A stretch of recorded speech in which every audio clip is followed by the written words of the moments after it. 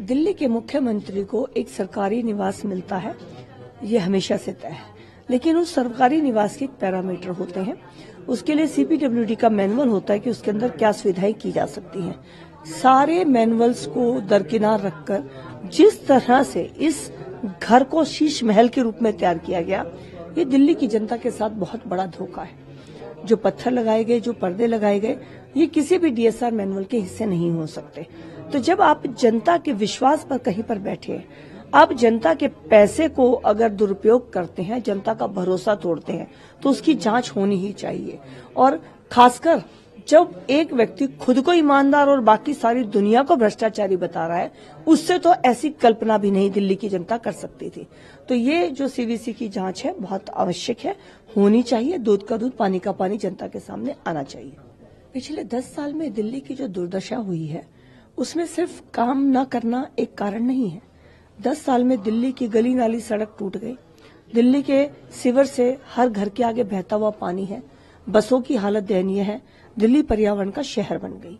तो इसमें जो 10 साल में वर्किंग रही, उसमें भ्रष्टाचार ज्यादा रहा। मान लीजिए अगर हम बात करें दिल्ली जल बोर्ड, जो डिपार्टमेंट 500 करोड़ प्लस था शीला दीक्षित जी की आखिरी बैलेंस शीट के अंदर, वो 11 साल में 70,000 करोड़ माइनस कैसे हो गया।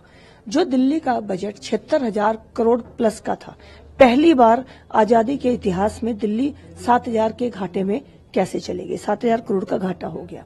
बिजली कंपनियों का जब हम देख रहे हैं तो बहुत बड़ा खेल हजारों करोड़ का हुआ है। तो इस तरह से जो पूरा दिल्ली की जनता के टैक्स के पैसे के साथ खिलवाड़ हुआ है और जो व्यक्ति बैठे थे उन्होंने उस ट्रस्ट को ब्रीच किया है। तो ये जो सीवीसी की रिपोर्ट है, इन्हीं को अरविंद केजरीवाल दिखाते थे शीला दीक्षित जी के खिलाफ कि देखिए ये कैग की रिपोर्ट है।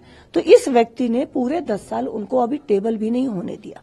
लेकिन सच्चाई ज्यादा दिन तक रुकती नहीं है, ये रिपोर्ट स्टेबल भी होंगी, इनके ऊपर एक्शन भी होगा।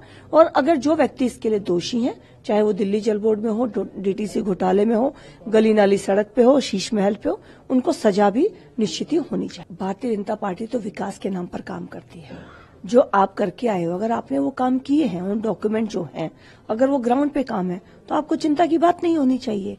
क्योंकि कैग की रिपोर्ट जिस समय आई है उस टाइम तो बीजेपी नहीं थी।